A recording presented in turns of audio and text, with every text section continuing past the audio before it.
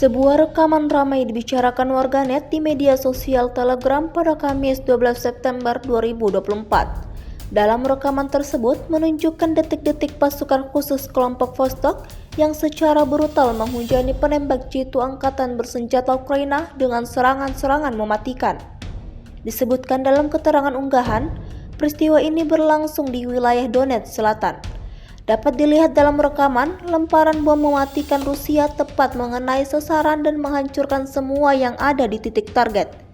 Ledakan demi ledakan terjadi, posisi tentara Ukraina seketika luluh lantak. Hingga video ini beredar, beragam komentar dituliskan warganet.